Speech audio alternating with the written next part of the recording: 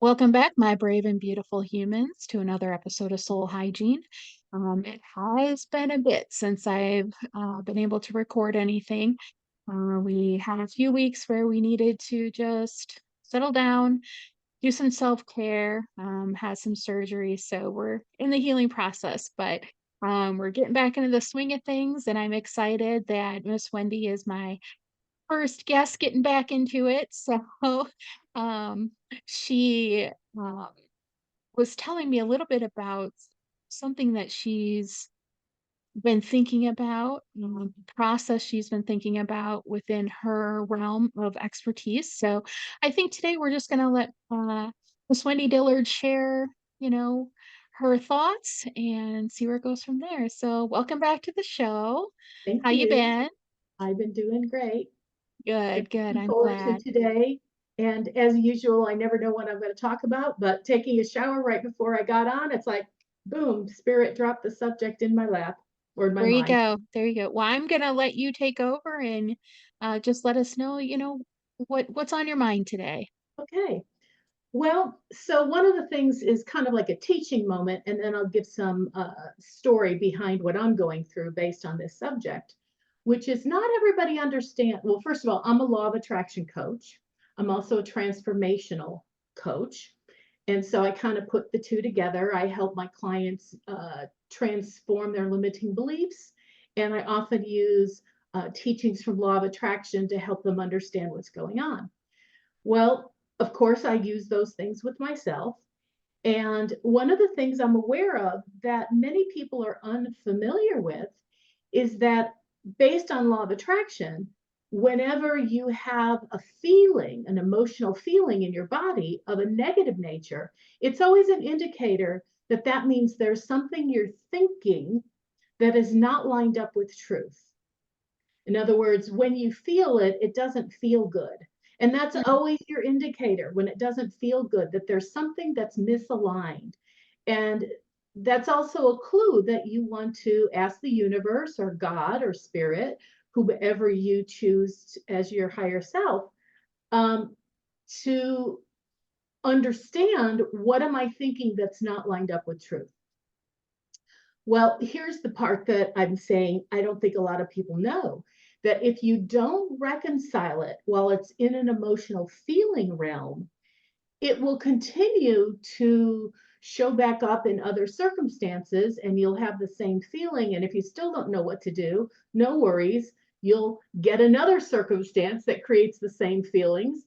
And if you still don't know what to do with it, because maybe you've never been taught to even pay attention to your feelings, um, it will eventually go into either your body or some outside source, like it could create a car accident or tornadoes in your area, and you're the only house that got any damage. So it goes from being internal as a feeling to something external. Well, so on an external level, I have had an issue with my feet feeling really numb for many, many years, 5, 6, 7 years. And it's something that came on so subtly, I didn't really notice it until it was keeping me up at night, where my feet were so tingly and numb that it was painful, literally. So I know that that has to do with something I'm thinking, and the actual location of the pain and the actual um, quality of what's going on, numbness in my feet, has to do with that I'm thinking that has to do with numbness, but I didn't know what it was. And it's just been going on for so long that even me as a coach, it's easy to just kind of blow it off and go, oh, well. But recently, it just has gotten my attention so extremely that I'm like, okay, I have got to get to the bottom of this. So I had a session with a friend recently, and I thought I had it. And like we worked on a specific thought and cleared it, and I felt really good. And I said, well, here's what I know. Either my feet will all of a sudden get feeling back and I'll feel better, or I know that the work we did was for real. And there's no way it was temporary. There's no way that I made it up. It's like I feel completely different about the circumstances that I had brought up. And I said, but it doesn't mean that there isn't another layer that's connected to this feet numbing issue. And it was ironic because it's the first time I've ever said that. And sure enough, after almost 3 weeks has gone by, it's like I felt the quality of my feet feeling numb changed. And it was almost as if spirit was saying, there's something else there for you to look at. And so I guess it was about 2 days ago, I was frustrated with the fact that I wasn't getting any answers. And I went, you know what? I always get answers. When I ask questions of spirit or the universe, when I want a breakthrough, I always get one. So, universe, I'm putting you on notice. I'm getting a breakthrough. I know you're always talking to me, and I am going to be open to receive it. So, the other day, maybe it was yesterday even, I felt led to Google, like what's the meaning of numbness in feet? And as I was just Googling and clicking on different things, there was a 2-word phrase that just got my attention. And let's see if I can think of what it is. I think it was something about unfeeling. And the exact words don't matter for you who's watching this. It was only important to me because it resonated with me. And I went, oh, this is, I'm onto something. And so I kept reading and reading and reading and just copying and pasting all these different things that resonated with me. And everything in me knew I was onto something. And as I kept reading, all of a sudden, this big aha hit me. And the aha moved from just my physical feet to something I have been feeling emotionally, which now I'll tell you about that. So I've noticed that I don't have really big feelings. Now, I might seem a little flamboyant here on the show because that's how I always am when I'm with somebody. But when I'm by myself, if I'm like wanting to set goals, they're flat. It's like I have no feeling. And if there's a negative thing that happens in my life, it's kind of like, huh, I have no feeling. And all of a sudden it dawned on me, I do have some emotional things that are going on that are similar to what's going on with my feet. My feelings are numb. My feet are numb. And I went, oh, so what's going on for me physically is an external manifestation of what's happening internally, which has to do with a lack of feeling. So, like, does that make sense, TJ? Mhm. Okay. Yes. So, and I'm asking because I've not articulated any of this stuff as because it was just coming to me fresh. So anyway, I got so excited. This was last night. I got so excited. And yes, I did have emotional feeling in that moment because I went, if I have now been able to connect the dots between what the physical problem is and what the emotional state has been, I know I'm onto something. And I know now it's time to ask questions about what I have been emotionally not feeling. So, anyway, that was last night. I went to sleep with that. I said, Spirit, I just want to bask in this and trust that in the morning there'll be fresh ideas. So, sure enough, this morning I woke up and what just kind of flashed in my mind as I was asking the question, like, where did I first experience this numbness in my feet? And I thought, well, it wasn't happening here. Back, I had an incident at 12 years ago, and I'm like, no, it wasn't then. And so I kind of narrowed it down and I went, oh. And then this idea came, this story about something that happened when I was in corporate America, which I think was about 7 years ago, maybe 8. And I remember it was something that was so devastating to my soul. I was being told by my boss that a conversation I had with a coworker was, he considered it just unacceptable. And all I remember was the person I was talking to was somebody who I onboarded years before, but he'd now been at the company long enough that he got promoted to a team lead role. And he was needing to hire an executive admin for his team. And I was an executive admin. So he and I were having conversation about what to look for, etc. And somehow he just really didn't like what I was saying. But I had this sense of, I've been doing this job at that point for about 8 years. And I'm like, I knew what I knew. And I could tell he wasn't willing to accept the knowledge that I had. And it was frustrating to me, because he was new to his role. He'd never hired someone in my position, like of my position before. And it was frustrating to me that he wouldn't take my insight. Well, apparently, that conversation was something that he decided to go tell my boss about and made me look really bad. And my boss, without discussing it with me and saying, hey, tell me what was going on, went to HR and I got, quote, written up. And I was like, holy cow, I've been here for 8 years and now I'm in trouble.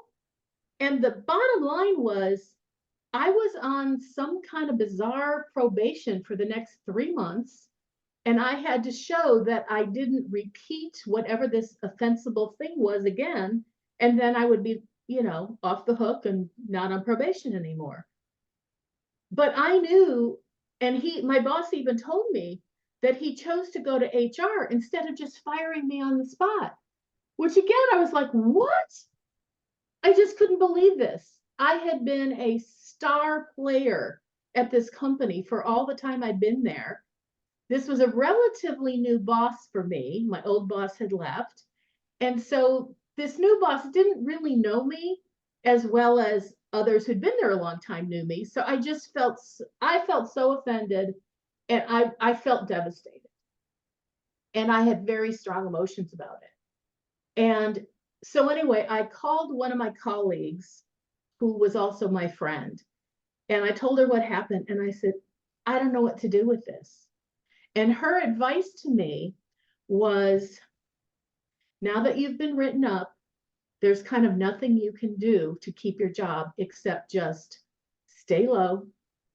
Don't do anything that could become controversial, and let the 3 months pass and you'll be okay. And I remember, because it came from her, somebody that I really trusted, I felt like, I guess that's what I have to do. And I thanked her for her wisdom. But that did something to me I didn't know. I mean, I knew it at the time, how horrible it felt, but it wasn't until this morning, as I was reliving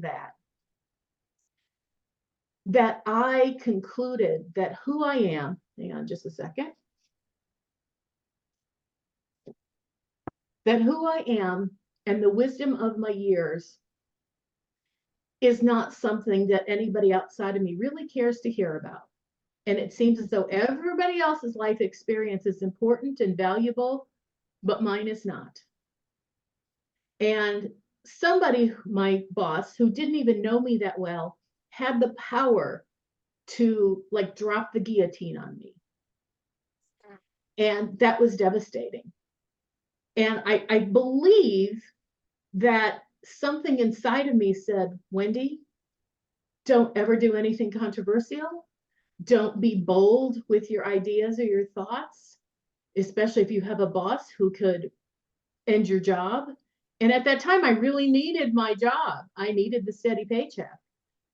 But it was something that just suppressed who I am. The essence of me got shoved down. And I think that was the big, if I could look back at a timeline, that was probably the beginning of when my feet started to show numbness, but it hadn't gotten extreme enough for me to be aware of it. And back then, I didn't even know what to do with these emotions. They were just there. They were raw. They felt horrible. Every time I thought about the situation, I felt devastated. So anyway, I'm in my bed this morning and I'm thinking about this.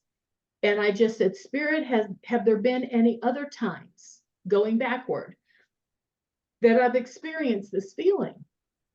And I went back to the job I had previous to this one I'm talking about.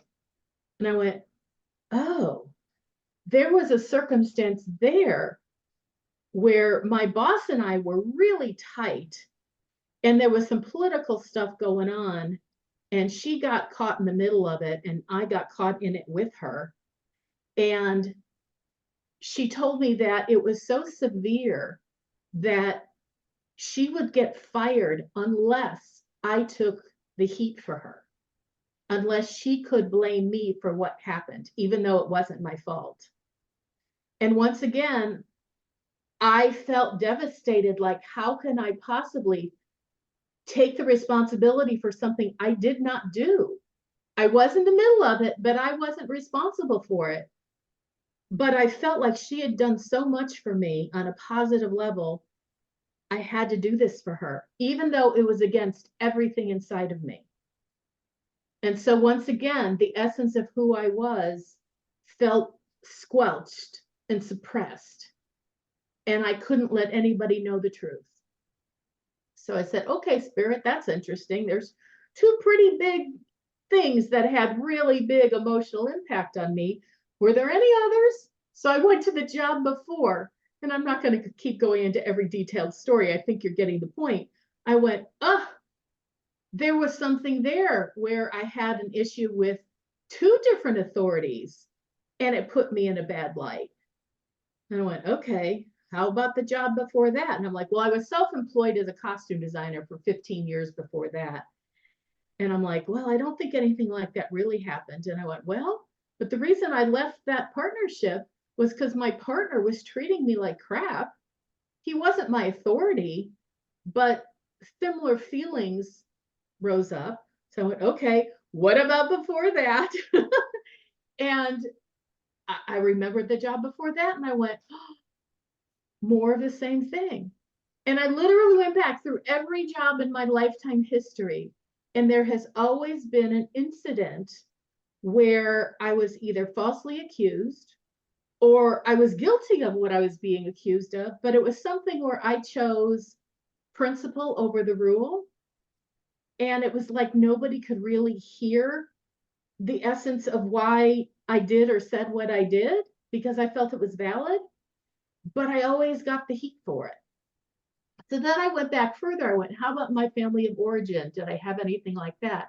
Well, first of all, I did recognize my father always believed he was never in the wrong. Somebody else always accused him and blamed him. So I went, oh, well, that's kind of a vibrational feeling. I was in what I'll call the vibrational soup. So I'm like, okay, I could see how I would take on this stuff and create these circumstances.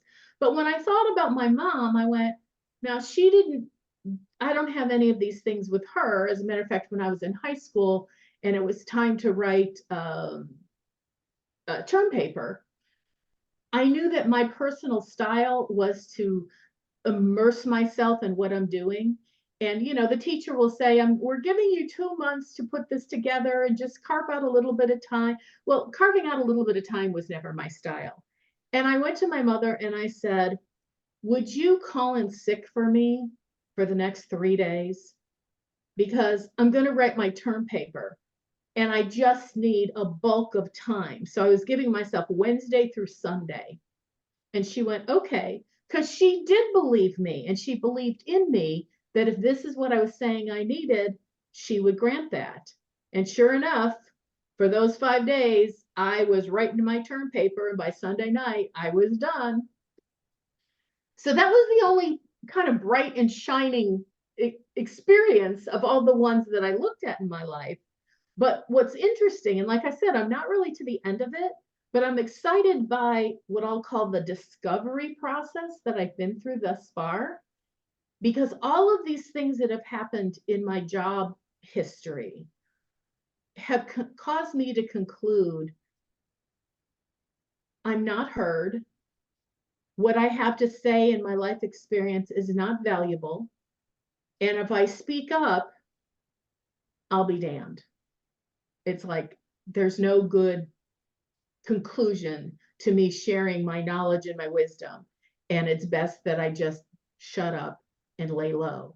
And if I go back to what my female colleague said to me in my last job, lay low for the next 3 months. Don't do anything to create controversy. And it's as though that was stamped in time. And since that day, I've been laying low. I mean, yes, I laid low for those 3 months. The suspension was lifted. Eventually, my boss left the company, someone else came in. And it's like, oh my God, could I go through this again? Maybe, I don't know. But fortunately, I got to the point I felt it was time to leave corporate and do coaching full time. And what's interesting in the coaching world, it's not because I'm a coach, but because the only boss I have is me. It means, in a way, this can't happen again, but life still goes on. And so there are ways that this could happen again in a club I'm a part of, in a networking group. It could happen in a family. It could happen, but I'm going to take care of it now. And I'm going to get to the bottom of what I was believing and how it is not true. Because this is how I process. It doesn't mean everybody has to process the same way, but asking questions is usually part of the process. Mhm. And I did get to the point that I kind of see my life unfolding. The numbness in my feet is not from a one-time incident. It's not from an accident. I believe it's been feelings that I've had since my first job, when things didn't go well for me. And I felt these feelings, and over time, I forgot about it. But what's interesting is when we have something in our vibration, the vibration doesn't get forgotten about. Mhm. Even though we're not thinking of the memory anymore, law of attraction feels that vibration and brings to us other circumstances of similar kind, because it's like everything in the universe is conspiring for us and wants us to feel good about life and feel good about ourselves.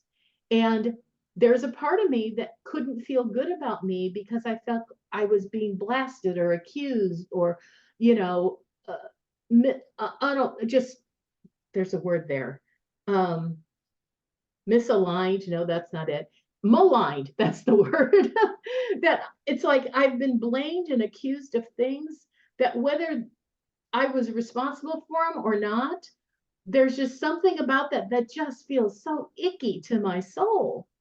But I've never reconciled it, and that icky feeling has always been an indicator that what I was believing about myself or about the circumstances was not truth. And I never did determine what the truth was. And if I could just guess, I'm literally doing it on the spot, but if I could guess what is the truth, I know that some of the truth is every life circumstance has been there as a lesson to me. And now what's coming to my mind is my father believing it was always someone else's fault. He was a man who was not willing to look at his own responsibility in things. And I will say, I've become aware lately, even though I've always been a hyper responsible individual, when something's really painful, sometimes I bury my head in the sand and I go into denial about it. Mm. And I believe that part of the lesson is no more denial. Just own whatever there is, acknowledge it, acknowledge my part in it. If I did something inappropriate or incorrect, apologize, forgive myself, and move on. If Now, go ahead. Can Did you I have something? interject something real quick before I Yeah. forget? Um, I think there's a lot to unpack in everything that you're saying, because there's multiple facets uh, to your thought process. And I love it, because I could tell you, my history. Yep, that's what I went through here. And yep, that's what I went through here. But the one thing you just said is really, really important, because this is what soul hygiene is about. Because if you stay in your headspace, if you bury yourself, if you don't acknowledge, if you don't take accountability, um, if you don't cross those thresholds that you need to cross in order to get to a point of resolution, right? Then we stay victims. Absolutely. And the whole point, not the whole point, but the biggest thing that I want soul hygiene to do is take people from victim to victorious. And I think that is amazing that you had this thought today because and that you're experiencing this. Not that it's easy, but it Mm-mm. is amazing because you're kind of like, in your cocoon and you're going to come out a butterfly. um, I had my good friend Amanda Johnson, she's a book publisher and she has the butterfly philosophy that she touched on. And I always reference that because in everything that we do, we can stick ourselves in a cocoon and it's up to us to shed the cocoon and come out a butterfly. Um, and I think that's the metamorphosis of life, right? Mhm. Um, And but interesting that you use the word victim because I rarely have ever thought of myself as a victim. And yet every story I told about every job, I did take on the role of the victim. I felt falsely accused. Um, and truly I was the victim. And so of course that victim vibration has been in my energy. And yeah, there's some big things on my plate right now in my business where I'm ready to break through and be that butterfly. But I recognize, and I knew that there was something about this stuff coming up now. Because if my feet have been numb for 7 years, why now? Why not before? But I'm so ready to break through. And everything in me is like, this is the time. This is the yeah, time to break through. And what I will say now, it's time to no longer take on the victim position and to, yeah, when I'm not a victim, then I'm not telling the universe I'm a victim. And hey, universe, bring me some victim experiences. right. Mm, When I'm on the other side of it, then it yeah. completely changes my vibration. Well, and we don't even have to tell anyone we're a victim, right? We don't even have to speak it out loud for us to internalize it. And for And law of attraction to know what yeah, exists, to I've know what it felt. is. And I can say like I appreciate this and in your thought because I think any person who has gone through trauma or is in a victimized mindset could totally relate to every step that you have gone through, having to go back through and be like, where did this come from? Where did this mindset come from? Have I always been this way? Taking accountability for it and then owning it and being like, okay, we're here now. Let's deal with it. Let's get it out there so I can move on and become victorious, right? So, I mean, I think that any person that everybody's trauma is different, right? But I think any person who has gone through that sort of feeling can completely relate. So I do appreciate you sharing that because even I can relate. That's why I'm like, there's so many facets to this thought. Because you could deal with um how stress affects our body, right? Um and I completely agree. Like I have neuropathy because of my MS. Like I'm in an utter state of neuropathy.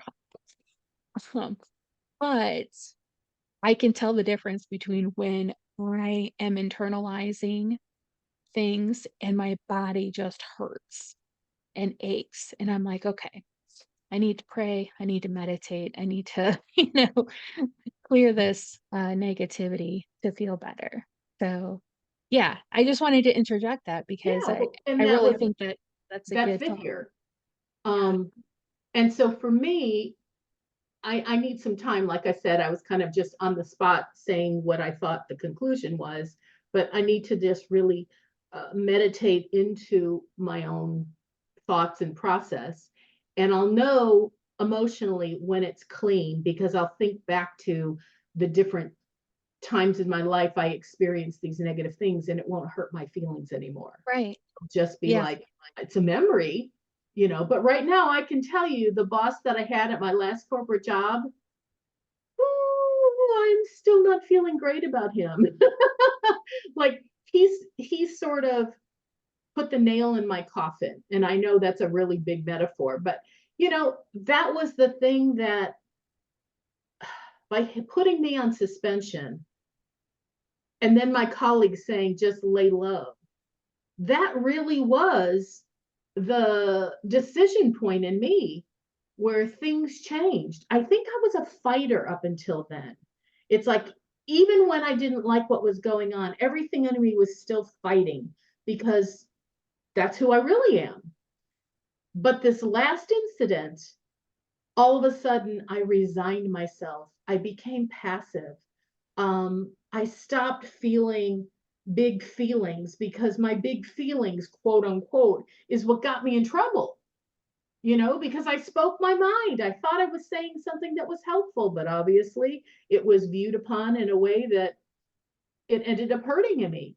And so I think I just squished all of me and my ability to emote and have big feelings, both negative and positive, because negative feelings that are big to me are just as glorious as big feelings.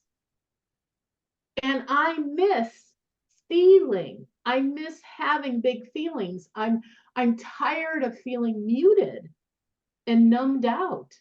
And so I know that when I come to the end of this, not only will my feet regain their feeling, but I know that I will be able to feel bigger than life once again. Because if you knew me when I was younger, I was always bigger than life. I wasn't really the life of the party, but I could be if I wanted to, because I felt things so deeply and so big.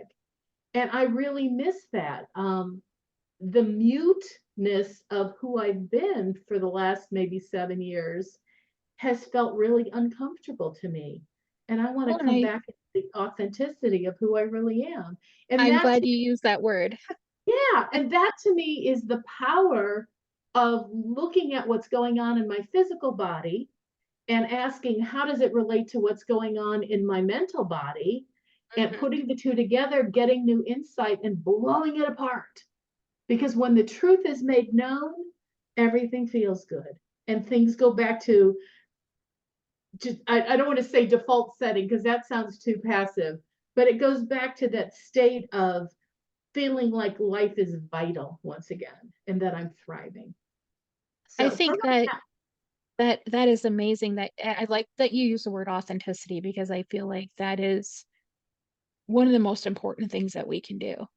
I know for me, for many years, my internally, I was fighting the battle between my soul and my mind. Like, I knew I had the strength, but we fight ourselves so much thinking we don't. And sometimes it does take that one person to be like, "Hey, I believe in you. You got this. Like, let's go." But sometimes it takes us having to go through this process. And I know that when you get through this, you're gonna like blow it up. Yeah. Yeah, absolutely. because I feel the same way. Like I've been on my journey for 5 years, right? And I'm at the point right now where I am who I'm supposed to be. I know what my purpose is, right? And when you know that, you're like, how can I not get bigger? How can, I can't keep my purpose to myself, right? And your coaching is your purpose. You have found this to be your purpose to help other people. So how can you not blow up, right? When we're in that I help other alignment. people go through the process that I'm personally going through Yes. on a regular basis. And I celebrate in their freedom every time we break through another limiting belief. Mhm. Um, I will say it's a little more not as easy to do it on yourself because I don't have someone else asking me questions and prompting me to move forward. But Yeah. that's where I was 2 days ago, where I went, you know what? I'm not going to let the fact I'm doing this by myself stop me. I'm going to get a breakthrough. And I remember back to a time, gosh, it was probably 20 years ago, when there was something that was problematic for me. And I was aware of it on a Friday. And I remember coming home from work on a Friday and sitting in what I called my power chair. And I'm like, I'm not getting up from this chair until I get a breakthrough. And obviously, I got up to eat and go to the bathroom and whatnot, but I was in the chair for like 2 solid days.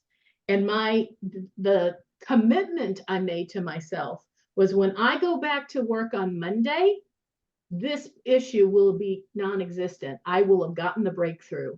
And sure enough, I did get the breakthrough Sunday, and I went back to work on Monday. And you would have thought that I worked for a different boss, because our relationship changed dramatically on Monday.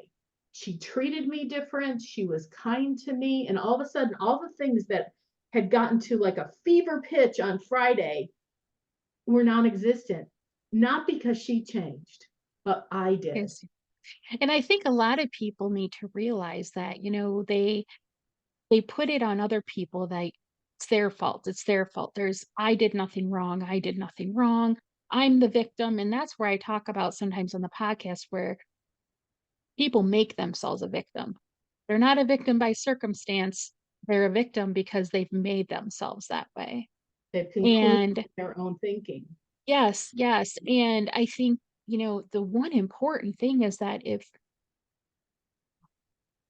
people would realize that if you change, people around you change. And it's not that they're changing, it's that your perspective and your opinions and your feelings have changed towards the situation.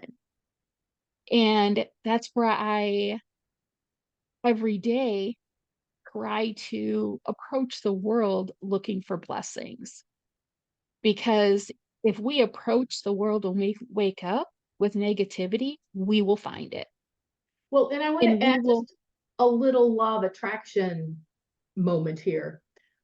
When I went back to work on Monday, the reason the relationship with my boss and I changed dramatically was because what I was vibrating to was so different. And so Mhm. law of attraction now had the essence of my new thinking vibration. And when I was with my boss, it's like law of attraction pulled out of her what matched me. And it's not like all those problematic things weren't there anymore.